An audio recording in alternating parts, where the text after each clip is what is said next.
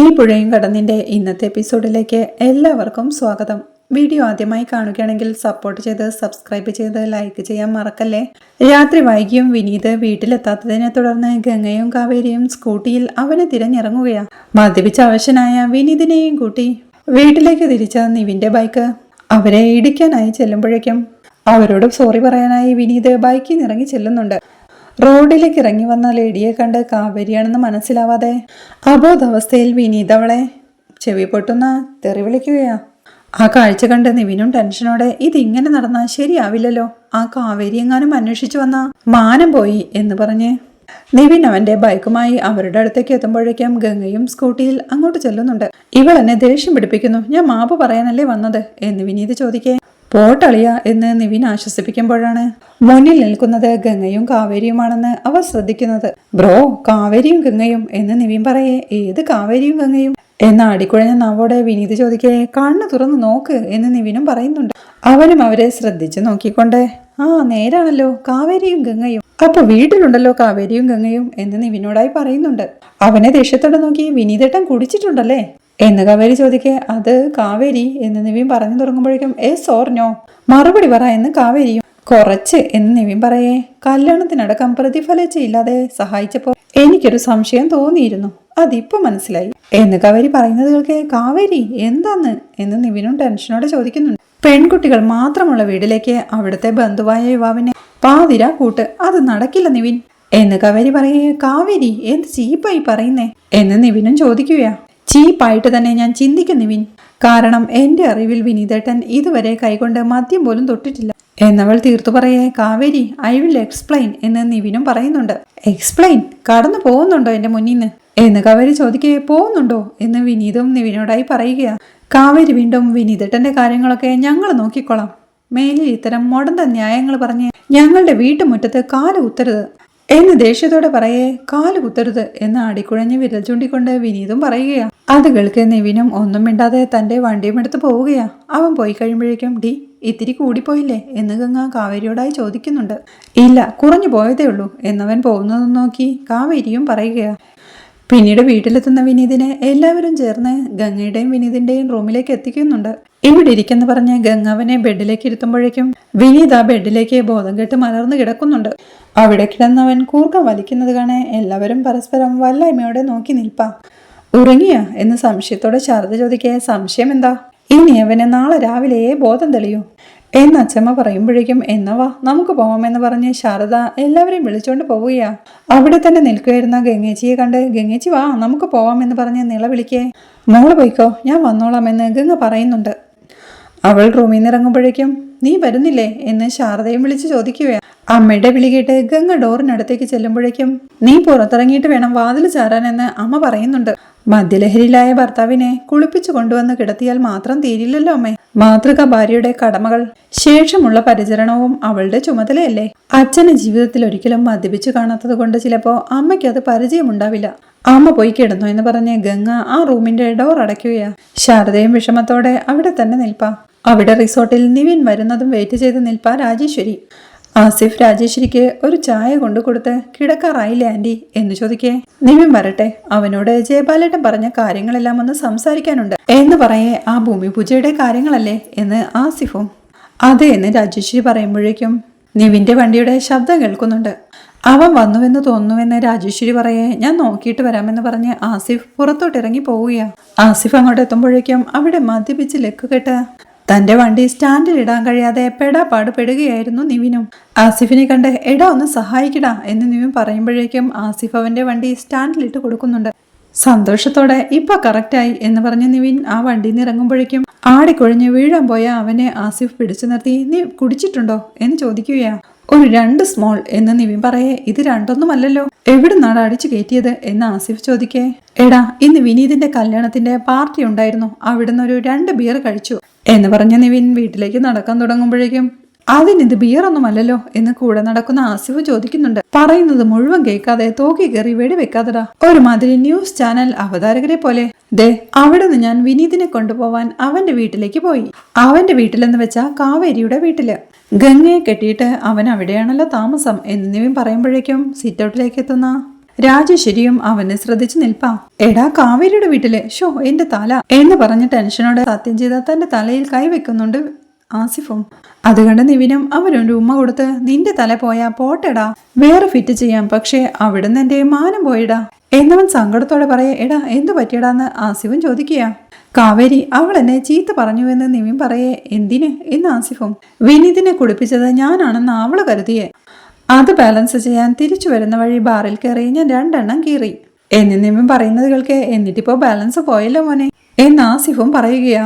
Is there any problem എന്ന് നിവിൻ ചോദിക്കേ. ഒരു പ്രോബ്ലം ഉണ്ട്, ആൻഡ് ഇവിടെ കാത്തിരിക്കുക എന്ന് ആസിഫ് പറയുന്നത് കേൾക്കെ. വൈ ദിസ് മിഡ് നൈറ്റ്, അമ്മയ്ക്ക് കിടന്നുറങ്ങിക്കൂടെ എന്ന് നിവിനും.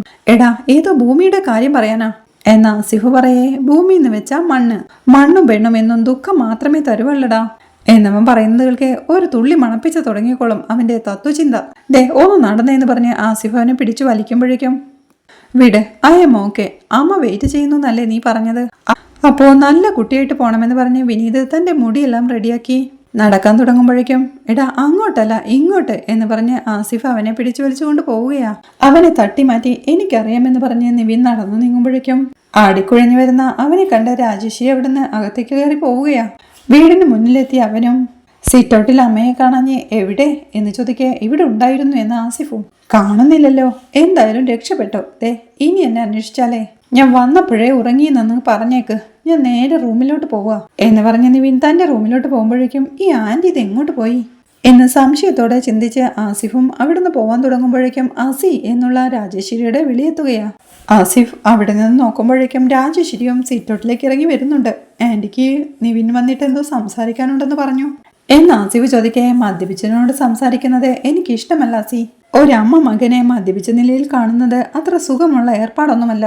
അസിക്ക് അറിയാമോ അവൻ മദ്യപിക്കുന്ന വിവരം എന്ന് രാജേശ്വരി ചോദിക്കേ. അങ്ങനെയൊന്നുമില്ല ആന്റി, ബിയർ മാത്രമേ അവൻ കഴിച്ച് ഞാൻ കണ്ടുള്ളൂ എന്ന് ആസിഫും. ബിയർ എങ്കിൽ ബിയർ, അവനിന്ന് അവളുടെ വീട്ടിൽ പോയിരുന്നല്ലേ, അതും കുടിച്ചിട്ട് ഞാൻ അറിഞ്ഞൊന്ന് പറയണ്ട അവനോട്. എന്നോടുള്ള പക എന്റെ മകനെ കുരങ്ങ് കളിപ്പിച്ച് വീട്ടാൻ ശ്രമിക്കുക അവള്. കാവേരിക്കുള്ള കണക്ക് ഞാൻ കൂട്ടി വെച്ചിട്ടുണ്ടെന്ന് പറഞ്ഞ് രാജേശ്വരി വീട്ടിലേക്ക് കയറി പോവുകയാ. രാവിലെ ആവുമ്പോ ബോധം കെട്ടുറങ്ങിയ വിനീത് കണ്ണു തുറക്കുകയാ. അപ്പോഴാണ് എന്റെ മനസ്സിലേക്ക് തലേ ദിവസത്തെ പാർട്ടിയും മദ്യപിച്ചിലേക്ക് കേട്ടാ തന്നെ നിവിൻ തന്റെ ബുള്ളറ്റിൽ വീട്ടിലേക്ക് കൂട്ടിക്കൊണ്ടുവന്നതുമെല്ലാം കടന്നു വരുന്നത്. അതോർക്കെ അവനും ഒരു ഞെട്ടലോടെ എഴുന്നേറ്റ് അതിനുശേഷം സംഭവിച്ചതോ, ഞാനെങ്ങനെ ഇവിടെ വന്നത്, ആരാ എന്നെ ഇവിടെ കൊണ്ടുവിട്ടത്, നിവിൻ തന്നെയാണോ, എന്തായാലും എഴുന്നേൽക്കാം എന്ന് പറഞ്ഞവൻ തന്റെ ദേഹത്തുള്ള പുതുപ്പ് മാറ്റുമ്പോഴേക്കും ഷർട്ടിടാത്ത തന്റെ ദേഹം കണ്ട് അയ്യേ എന്ന് വിളിച്ചവൻ വീണ്ടും മൂടി പുതയ്ക്കുമ്പോഴേക്കും റൂമിന്റെ ഡോർ തുറക്കുന്ന ശബ്ദം കേട്ട് ആരാ എന്ന് വിനീത് വിളിച്ചു ചോദിക്കുന്നുണ്ട്. ഞാനാ ഗംഗ എന്ന് പറഞ്ഞൊരു ഗ്ലാസുമായി അവൾ അങ്ങോട്ട് കയറി വരികയാ. വിനീത് അവിടെ മൂടി പുതച്ച് കാട്ടിലിൽ തന്നെ ഇരിപ്പാ. എന്തുപറ്റി മൂടി പുതച്ചിരിക്കുന്നത്, പനിയുണ്ടോ എന്ന് ചോദിച്ചവൾ അവന്റെ നെറ്റിയിൽ കൈവയ്ക്കാൻ തുടങ്ങുമ്പോഴേക്കും തൊടരുത്, അല്ല തൊടണ്ട, പനിയൊന്നുമില്ല, ചായ എടു വെച്ചിട്ട് പോയിക്കോ എന്ന് വിനീത് പറയുന്നുണ്ട്. ഇത് കുടിച്ചു കഴിഞ്ഞിട്ട് ഞാൻ ഇവിടുന്ന് എന്തായാലും പോകുന്നുള്ളൂ എന്നവൾ പറയേ. വിനീതും അവളുടെ കയ്യിൽ നിന്ന് ആ ഗ്ലാസ് വാങ്ങി കുടിക്കാൻ തുടങ്ങി. അത് ചായ അല്ലെന്ന് കണ്ട് അവളെ നോക്കുമ്പോഴേക്കും പേടിക്കണ്ട, ഇന്നലെ കുടിച്ച സാധനമൊന്നുമല്ല, കെട്ടുവിടാൻ മോരാണ് നല്ലതെന്ന് ആരാധമ്മ പറയുന്നത്, തലവേദനയും ഉണ്ടാവില്ല എന്നവൾ പറയേ. ഒരു ചിരിയോടെ ഞാനായിട്ട് മനഃപൂർവ്വം കുടിച്ചതൊന്നുമല്ല, അറിയാതെ എന്നൊരു പരങ്ങലോടെ പറയുക വിനീതും. ഞാനതിന് ചോദിച്ചൊന്നുമില്ലല്ലോ എന്ന് ഗംഗയും. ഗംഗ പോയിക്കോ, കുടിച്ചിട്ട് ഗ്ലാസ് ഇവിടെ വെച്ചേക്കാമെന്ന് വിനീത് പറയേ. പറ്റില്ല, എനിക്ക് മുന്നിൽ വെച്ച് തന്നെ കുടിച്ചു കാണണം, എന്നിട്ടേ ഞാൻ പോകുന്നുള്ളൂ എന്ന് ഗംഗയും. അത് കേൾക്കെ വിനീതും ഒറ്റ വലിക്ക് അത് കുടിച്ചു തീർത്ത് ഗ്ലാസ് ഗംഗയ്ക്ക് കൊടുക്കുകയാ. അവളത് വാങ്ങി ഇന്നലെ രാത്രി പതിവില്ലാതൊന്ന് കുളിച്ചായിരുന്നു, അതാ പനിയുണ്ടോന്ന് ചോദിച്ചേ എന്ന് ഗംഗ പറയേ. ഞാനോ, എനിക്ക് ഓർമ്മയില്ല ഗംഗ എന്ന് വിനീതും. ഓർമ്മ വരുത്താൻ വേണ്ടിയാ ഞങ്ങൾ എല്ലാവരും കൂടി കുളിപ്പിച്ചത് എന്ന് ഗംഗ പറയുന്നത് കേൾക്കെ ഒരു ചമ്മലോടെ ഇരുന്ന് നിങ്ങൾക്കൊക്കെ ബുദ്ധിമുട്ടായല്ലേ എന്ന് വിനീത് ചോദിക്കുന്നുണ്ട്. കുറച്ച് ബക്കറ്റ് വെള്ളം ഒരാളുടെ തലയിൽ കോരി ഒഴിക്കാൻ എന്താ ഇത്ര ബുദ്ധിമുട്ട്, പിന്നെ ഭക്ഷണം ഇത്തിരി കുറയ്ക്കണം കേട്ടോ, താങ്ങി പിടിച്ചോണ്ട് നടക്കുമ്പോൾ നല്ല വെയിറ്റ് എന്ന് പറഞ്ഞവൾ എഴുന്നേറ്റ് പോവാൻ തുടങ്ങി. വീണ്ടും തിരിഞ്ഞു നിന്ന് അല്ല ഈ പുതപ്പിനുള്ളിൽ ഇന്ന് മുഴുവൻ ഇരിക്കാണോ പരിപാടി, ഇന്നലത്തെ ഡ്രസ്സൊക്കെ നനഞ്ഞോണ്ട് അലക്കാൻ ഇട്ടതാ, വേറെ ഡ്രസ്സ് അയൺ ചെയ്ത് മടക്കി അലമാറയിൽ വെച്ചിട്ടുണ്ട് എന്ന് പറഞ്ഞവൾ ആ റൂമിൽ നിന്ന് ഇറങ്ങി പോകുമ്പോഴേക്കും ഇന്നലത്തെ ഡ്രസ്സ് എന്ന് പറഞ്ഞാ ആരാ ഡ്രസ്സ് മാറ്റിയത്, അയ്യേ ഗംഗ എനിക്ക് വയ്യെന്ന് പറഞ്ഞ് വീണ്ടും അവൻ കട്ടിലിൽ മൂടി പുതിച്ച് കിടപ്പാ. അവിടെ നിവിനും കുളി കഴിഞ്ഞ് തന്റെ റൂമിലോട്ട് എത്തുമ്പോഴേക്കും ബെഡിൽ നിറയെ ബ്രാൻഡി കുപ്പികളായിരുന്നു. അത് കണ്ടവൻ അമ്പരപ്പോടെ നോക്കി നിൽക്കുമ്പോഴേക്കും രാജേശ്വരി അങ്ങോട്ട് വന്ന് ഇതൊക്കെ ഇന്ത്യനാ, ഫോറിൻ വേറെയുണ്ട് പല ഇനത്തിലുള്ളത്, ഞാനൊന്നും ചെക്ക് ചെയ്ത് നോക്കിയിട്ടില്ല, പറഞ്ഞു വാങ്ങിപ്പിച്ചു വെച്ചതേയുള്ളൂ. എന്തെങ്കിലും കുറവുണ്ടെങ്കിൽ പറഞ്ഞാൽ മതി. ഉപയോഗിക്കുന്ന ബ്രാൻഡ് ഏതാണെന്ന് എനിക്കറിയില്ല എന്ന് പറയേ ടെൻഷനോടെ അമ്മയെന്ന് വിളിക്കുന്നുണ്ട് നിവിനും. അമ്മ എന്ത് വിചാരിക്കുമെന്നുള്ള ജാമ്യമൊന്നും വേണ്ട. നിനക്ക് എന്തു വേണമെങ്കിലും എന്നോട് തുറന്നു പറയാമെന്ന് ഞാൻ പറഞ്ഞിട്ടുള്ളതാ. ഏത് കാര്യത്തിലായാലും കൂട്ടുകാർക്കൊപ്പം ഒരു തമാശയിലായിരിക്കും മദ്യം തുടങ്ങി വെക്കുന്നത്. പിന്നത് ശീലമാവും. ഫ്രണ്ട്ഷിപ്പ് നിലനിർത്തണമെങ്കിലും മനസ്സ് ഫ്രീ ആവണമെങ്കിലും മദ്യം വേണമെന്ന് തോന്നി തുടങ്ങും. ആഫ്റ്റർ എഫക്ട്സ് അറിയാമെങ്കിലും അതിന്റെ അടിമയായി തീരും. നാട്ടിലും വീട്ടിലും നാറും. അത് വേണ്ട, നിനക്കിത് ആവശ്യമാണെങ്കിൽ ഇവിടെ ഇരുന്ന് കഴിക്കാം. ഒപ്പം കഴിക്കേണ്ടത് എന്താണെന്ന് എനിക്കറിയില്ല. അത് റെസ്റ്റോറന്റിൽ പറഞ്ഞാൽ മതി എന്ന് പറഞ്ഞ് അമ്മ റൂമിൽ നിന്ന് ഇറങ്ങി പോവാൻ തുടങ്ങുമ്പോഴേക്കും അമ്മ എന്ന നിവിന്റെ വിളി കേട്ട് ഒരു നിമിഷം തിരിഞ്ഞു നിന്ന്, മദ്യത്തിനെതിരെ പ്രചാരണം നടത്തുന്ന ആളാ നിന്റെ അച്ഛൻ. പുറത്തു പോയി കഴിച്ച് ആ വലിയ മനുഷ്യന് നാണക്കേടുണ്ടാക്കരുത് എന്ന് ഓർമ്മിപ്പിച്ച് രാജേശ്വരി ആ റൂമിൽ നിന്ന് ഇറങ്ങി പോവുകയാ. നിവിനും ആകെ ടെൻഷനോടെ ആ ബെഡിലേക്ക് ഇരിക്കുന്നുണ്ട്. അവിടെ അടുക്കളയിൽ ജോലി തിരക്കില ശാരദയും യമുനയും ഗംഗയുമെല്ലാം. രാധമ്മ അവിടുന്ന് ഒരു ഗ്ലാസ് വെള്ളമെടുത്ത് കുടിച്ചുകൊണ്ട് ശാരദയോടായി പറയുകയാ, എന്റെ അഭിപ്രായം പറയുകയാണെങ്കിൽ അവനോടൊന്നും ചോദിക്കേണ്ടെന്നേ ഞാൻ പറയൂവെന്ന്. ശാരദയും, അമ്മ എന്താ അമ്മീ പറയുന്നത്? കുടിച്ച് കുന്തവും മറിഞ്ഞ് പാതിരാത്രിയായിട്ടും വീട്ടിൽ കയറാതെ വന്ന ആളോട് ഒന്നും ചോദിക്കണ്ടെന്നോ? കാശും പണവും ഒന്നും അധികമില്ലേലും അവനൊരു ആൺതരിയായി നിന്ന് ഈ വീട് നോക്കുമെന്ന പ്രതീക്ഷയായിരുന്നു എനിക്ക്. അവൻ ഇനി എന്നും ഇങ്ങനെ വന്നാലോ എന്ന് ശാരദ ചോദിക്കുമ്പോഴേക്കും കാവേരിയും അങ്ങോട്ട് വരുന്നുണ്ട്. അതുകൾക്ക് രാധമ്മയും, വിനീതിനെ എത്ര തവണ കുടിച്ചിട്ട് കണ്ടിട്ടുണ്ട് നീ എന്ന് ചോദിക്കേ, അമ്മ അവൻ വേറൊരു വീട്ടിൽ ജീവിച്ചിരുന്നപ്പോ നമുക്കത് തിരിച്ചറിയാൻ പറ്റിയില്ല. ആന്റിയോട് അടുക്കുമ്പോഴേ മാങ്ങയുടെ പുളി അറിയോ എന്നമ്മ പറയുന്നത് കേൾക്ക് ഗംഗയ്ക്കും ടെൻഷൻ ആവുകയാണ്. അത് കേട്ട് കാവേരിയും, അതേ അച്ഛമ്മേ, മാങ്ങ വാങ്ങുമ്പോൾ നോക്കി വാങ്ങിക്കണം. കഴിഞ്ഞ തവണ അച്ചാറിടാൻ വാങ്ങിച്ച മാങ്ങ ഭയങ്കര പുളിയായിരുന്നു എന്ന് കാവേരിയും വിളിച്ചു പറയുകയാ. സുജാതയുടെ അടുത്ത് അതൊന്നും നടക്കില്ലെന്ന് അറിയാവുന്നത് കൊണ്ട് ഒരു പക്ഷേ അവിടെ അടങ്ങി നിന്നതാണെങ്കിലോ, ഇവിടെ ഇന്നലെ നടത്തിയത് ഒരു പരീക്ഷണമായിരുന്നെങ്കിലോ എന്ന് ശാരദ സംശയത്തോടെ പറയേ. ഓ, നീ അതിനിടെ അത്രയൊക്കെ ചിന്തിച്ചോ എന്ന് രാധമ്മയും ചോദിക്കുന്നുണ്ട്. അമ്മയായി പോയില്ലേ, ചിന്തിക്കാണ്ടിരിക്കാൻ പറ്റില്ലല്ലോ എന്ന് ശാരദയും പറയേ. എന്നാ ഞാനൊരു അച്ഛന്റെ കഥ പറയാം. ഒരു ദിവസം രാവിലെ അമ്മ വന്ന് അച്ഛനോട് പറഞ്ഞു, മനുഷ്യ, നമ്മുടെ ബാത്റൂം മുഴുവൻ സിഗരറ്റ് നാറുന്നെന്ന് നിങ്ങളുടെ മോനോടൊന്ന് ചോദിക്കുന്നു. അച്ഛൻ പറഞ്ഞു, ഞാൻ ചോദിക്കുന്ന പ്രശ്നമേ ഇല്ലെന്ന്. കാര്യം എന്താന്ന് ചോദിച്ചപ്പോ അച്ഛൻ പറയാ, ഇപ്പൊ ബാത്റൂം മാത്രമേ നാറിയിട്ടുള്ളൂ, ചോദിക്കാൻ പോയാ നാളെ ഈ വീട് മുഴുവൻ സിഗരറ്റ് നാറുമെന്ന്. അയാൾ പറഞ്ഞതിന്റെ അർത്ഥം എന്താണെന്ന് മനസ്സിലായോ ആർക്കെങ്കിലും?